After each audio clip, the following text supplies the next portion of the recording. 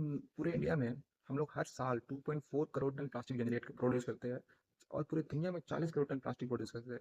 जिसमें से हम लोग 8% रिसाइकिल कर पाते हैं, 12% इंसिनरेट कर पाते हैं, बाकी के सारे प्लास्टिक को लैंडफिल्स पे छोड़ दिया जाता है, मतलब कि वो कूड़ेदान पे फेंक दिया जाता है। वो धीरे धीरे क्या होते हैं, जितने भी प्लास्टिक है ना जो कूड़े में है, सोच लीजिए वो क्या होंगे, धीरे धीरे यूवी रेस को यूज करके जैसे जैसे वक्त बीतेगा वो क्या होंगे, टूटना स्टार्ट होते हैं। प्लास्टिक सड़ता नहीं है, प्लास्टिक टूटते हैं धीरे धीरे, छोटे छोटे टूटते हैं, छोटे छोटे कणों में टूटते हैं, माइक्रो प्लास्टिक में टूटेंगे, फिर आपका नैनो प्लास्टिक में वो टूटेंगे।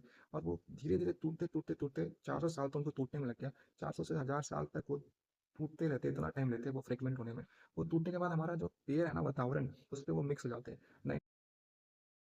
99% जो प्लास्टिक है, या तो वो लैंडफिल्स में चले गए, जाने के बाद उसको जला दिया जाता है, या तो खुद भी वो जलने लगते हैं। जैसे जैसे वो जलते हैं ना, तो वो धुआं के साथ साथ माइक्रो प्लास्टिक और नैनो प्लास्टिक को एयर पे रिलीज कर रहे होते हैं, जो मिक्स होता है। फिर वो जा करके जो नैनो पार्टिकल्स है जो एयर पे घुल गए, या तो हम उन्हें सांस में ले लेंगे, वो फिर जाके कॉन्टेमिनेट करेंगे हवा को, वो पानी को प्रदूषित करेंगे, वो खाना में भी जाके बैठ जाएंगे, क्योंकि वो इतने छोटे पार्टिकल्स की हम अपने आंख से नहीं देख सकते। माइक्रो प्लास्टिक होता है 5 mm से नीचे, यानी कि 1 सेंटीमीटर का आधा, 5 mm, 5 mm से नीचे 1 माइक्रोमीटर तक जितना भी कण होगा वो माइक्रोप्लास्टिक में आता है। और 1 माइक्रोमीटर से नीचे जितना भी कण होगा वो होता है नैनो प्लास्टिक। वो इतने छोटे होते हैं कि हम देख ही नहीं सकते। वो आसानी से हमारे बॉडी में सांस के थ्रू जा सकते हैं, वो हमारे लंग्स पे जा सकते हैं जहाँ पे डिफ्यूजन ऑफ गैसेस होता है, हमारे बॉडी के अंदर जाएंगे, फिर वो खून पे भी चले जाते हैं, और फिर वो अलग अलग पार्ट्स पे।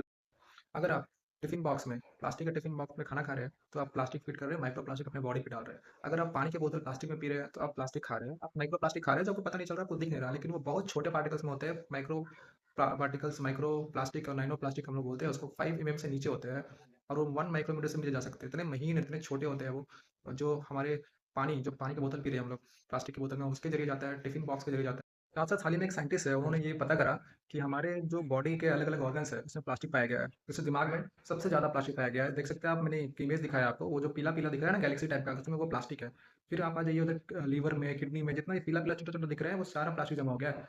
और वो प्लास्टिक कैसे गए, तो वो खून के जरिए गए, वो सेल पे घुस गए, इतने छोटे छोटे पार्टिकल्स हैं हमारे। इसको हम लोग बच सकते हैं थोड़ा कंट्रोल में। आपको प्लास्टिक कंजप्शन कीजिए, खाने से बचिए, प्लास्टिक चीज़ों से बचिए, क्योंकि खाना में प्लास्टिक जैसे चीज़ों को इस्तेमाल ना कीजिए, पैकेजिंग फूड कम खाइए, कम से कम इस्तेमाल कीजिए। क्योंकि ये जो प्लास्टिक है ना, जो आप इस्तेमाल कर रहे हैं, जो आज फेंकेंगे ना, वो 400 साल तक रहेगा, और उसके बाद रहने के बाद भी वो खत्म नहीं होगा, वो टूटेगा, छोटा-छोटा टूटेगा, वही प्लास्टिक के फॉर्म में ही टूटेगा।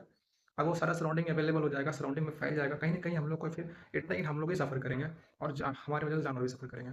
तो प्लीज़ कम से कम प्लास्टिक यूज़ करें, वहाँ यूज़ करें जहाँ पे एकदम उसके बदले में कुछ और यूज़ नहीं कर सकते हैं।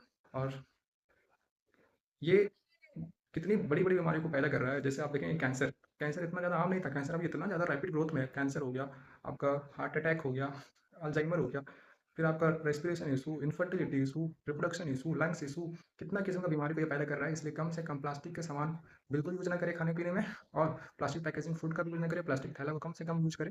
जितना आप बच सकते हैं बचें, ये आपको बहुत फ़ायदेमंद करेगा।